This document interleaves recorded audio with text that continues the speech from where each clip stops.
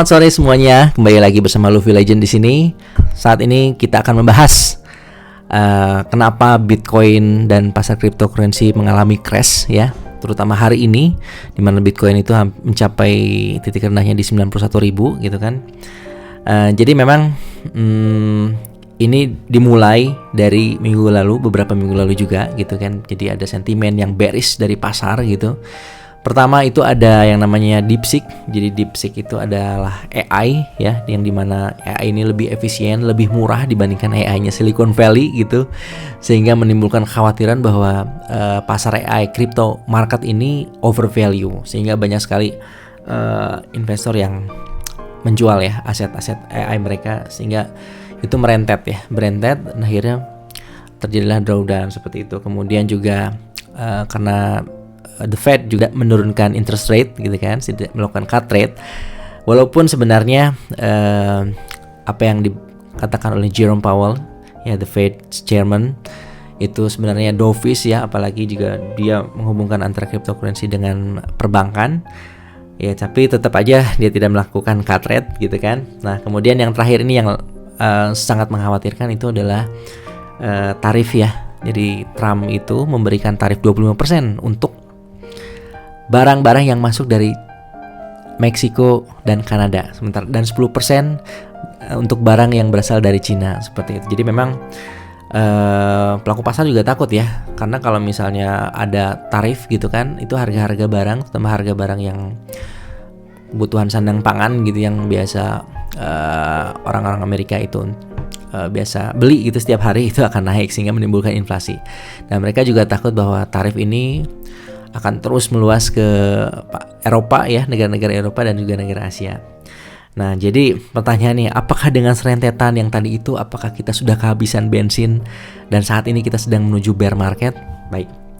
Nah sebenarnya ada beberapa hal ya yang setidaknya itu dapat mencegah ya masuknya kita atau tenggelamnya kita ke bear market gitu ya di cycle ini, atau ini top cycle dan cycle ini akan segera berakhir. Kayaknya saya berpendapat lain ya, karena ada beberapa alasan. Jadi yang pertama itu, kita tahu bahwa tahun 2000 kepemimpinan Trump sebelumnya itu dia juga mengaplikasikan tarif gitu kan, berapa ratus billion gitu kan. Namun inflasinya tetap stabil dan cenderung turun seperti itu. Dan Trump juga kemarin juga sudah meyakinkan ya di media juga bahwa tarif ini baik untuk jangka panjang, tapi akan ada sedikit distorsi untuk jangka pendek seperti itu. Jadi dia sudah memberikan istilahnya warning lah ya, untuk short term ini memang agak distorsi, tapi untuk long termnya ini bagus. Nah kemudian juga ternyata institusi ini still buying ya, mereka tuh masih tetap membeli aset-aset seperti Bitcoin maupun ETH gitu, walaupun saya yakin pasti akan ada outflow ya, tapi yang lain itu mereka tetap buying gitu, karena mereka tahu bahwa Bitcoin ini harganya akan naik terus, dan ini adalah store of value ya, store of value, dan sudah ada ETF-nya gitu kan, institusi juga sudah mulai banyak yang mempergunakan. Dan kebanyakan ini yang keluar ini adalah retail ya, retail ini yang shaken out, sehingga akhirnya mereka cut loss mungkin, atau misalnya take profit gitu ya. Nah kemudian juga narasi atau isu nation FOMO itu masih ya sampai sekarang juga, beberapa negara yang siap menjadikan Bitcoin itu sebagai strategic reserve-nya mereka gitu. Apalagi negara-negara bagian di Amerika juga sudah ada regulasinya juga untuk mengukuhkan bahwa si Bitcoin ini bisa jadi strategic reserve-nya mereka. Nah kemudian Trump itu adalah crypto presiden ya, dia punya bisnis di crypto ya, seperti dari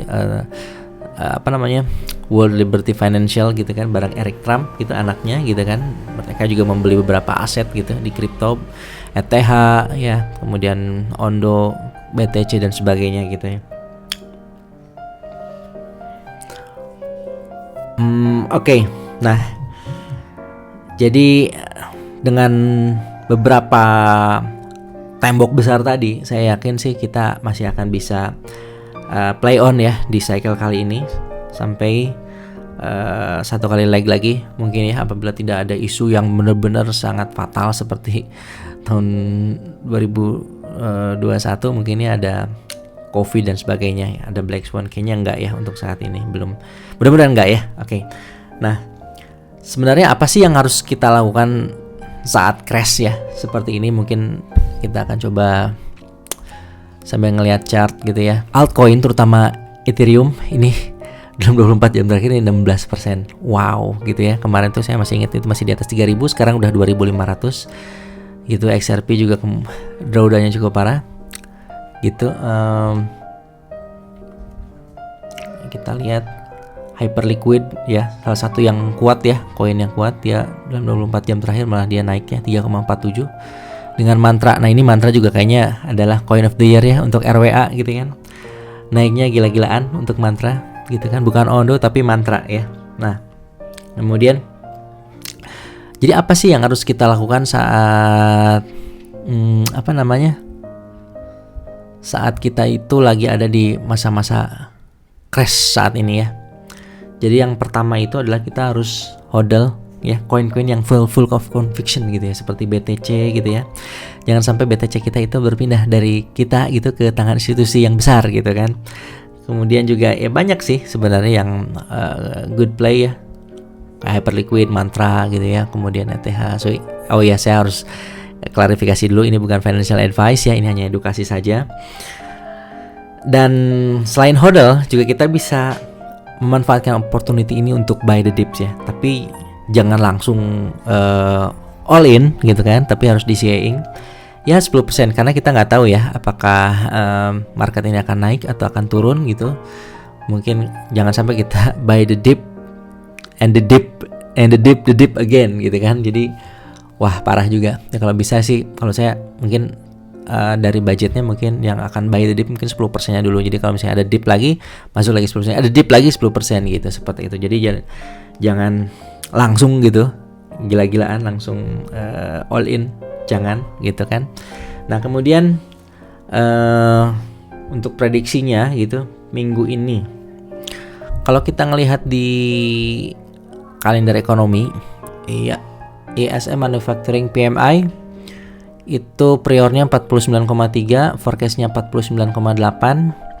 Kalau bisa jangan lebih dari 50 ya gitu kan, karena kalau misalnya PMI-nya naik ini apalagi di atas 50 gitu kan, jadi itu pertanda bahwa ekonomi bagus. Kalau ekonomi bagus maka inflasi akan naik juga, inflasi naik maka interest rate akan naik juga. Nah jadi jangan sampai gitu kan ya. Nah kemudian juga itu tanggal 3 ya. Untuk tanggal 4-nya kita ada job opening, priornya itu 8,098, forecastnya 8, saya yakin akan still 8. Dan service PMI juga kemungkinan akan sama ya, tidak ada yang yang akan naik drastis. Dan untuk non farm payroll ini nanti hari Jumat ya, tanggal 7 Februari ini 256.000, kemudian forecastnya 170.000 ya. Mudah-mudahan juga tidak naik, tapi harus turun gitu kan ya, karena ya memang kalau ada yang naik ya untuk terutama untuk gaji, kemudian untuk sektor manufacturing juga ya, itu bisa sebagai pertanda akan terjadinya inflasi gitu ya. Nah kemudian juga untuk unemployment rate ini 4,1% ya, 4,1%, mudah-mudahan tetap ya 4,1%. Oke. Jadi ya mudah-mudahan tidak ada yang terlalu signifikan ya, apalagi jauh dari ekspektasi gitu ya, karena kalau jauh dari ekspektasi ya ini akan menimbulkan crash yang lebih lanjut gitu ya, dan lebih dalam gitu. Jadi kita perlu siapkan uang, jangan all in ya, tetap selalu ada cash untuk buy the opportunity. Dan yakinlah gitu ya bahwa kita masih ada di bull market gitu kan, dan dalam bull market selalu ada drawdown gitu. Yang penting kita punya strategi take profit, strategi kapan harus hodl juga, itu jangan sampai kita kehilangan momentum. Iya, mungkin itu aja dari saya untuk kali ini. Nanti kita akan bahas lagi besok ya, selalu membahas apa yang terjadi gitu di dunia kripto maupun Bitcoin. Perhatikan time management ya, yang paling penting. Ya, itulah. Kenapa saya selalu mengingatkan itu ya? Nggak tahu. Oke, terima kasih banyak semuanya. Kalau kalian suka dengan video ini, boleh subscribe dan like. See you again tomorrow guys. Bye.